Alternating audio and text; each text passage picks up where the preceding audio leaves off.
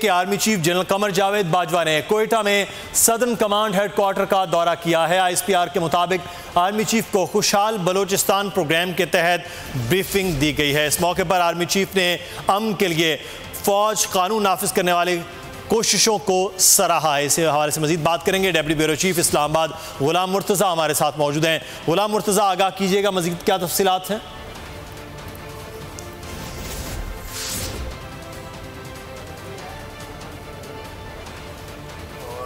Army صاحب کو خوشحال بلوچستان کے تحت ترقیاتی منصوبوں پر بریفنگ دی گئی ہے۔ جنرل قمر جاوید باجوہ نے امن کے قیام کے حوالے سے پاک فوج اور دیگر قانون نافذ کرنے والے اداروں کی خدمات کو سراہا ہے۔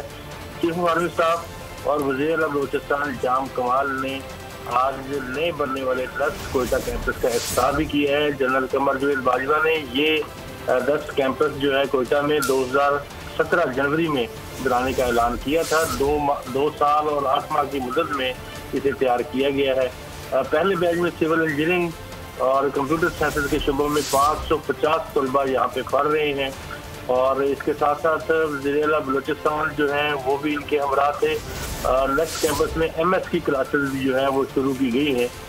وہاں پہنچنے پر آج صدرن کمانڈر جو ہیں انہوں نے ان کا استقبال کیا، اور اس کے ساتھ ساتھ وہاں پہ امن و امان کے صورتحال کے حوالے سے بھی جو ہے بات چیت کی گئی۔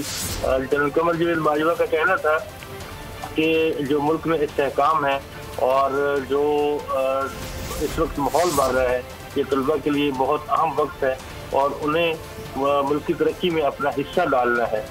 اور اس کے ساتھ ساتھ انہوں نے کہا کہ جو مستقبل کے چیلنجز ہیں پاکستان کی سوسائٹی کے جو درپیش ہیں، ان کے اوپر بھی قابو پانے کے لیے ہمیں اپنے آپ کو جو ہے سنرائز کرنا۔ آرمی چیف نے آج وزیر اعلیٰ بلوچستان کے ساتھ کوئٹہ نسٹ کیمپس کا بھی دورہ کیا ہے، جس کا آغاز 2017 میں کیا گیا تھا۔ بہت شکریہ ڈیپٹی بیورو چیف اسلام آباد غلام مرتضیٰ ہمارے ساتھ موجود تھے۔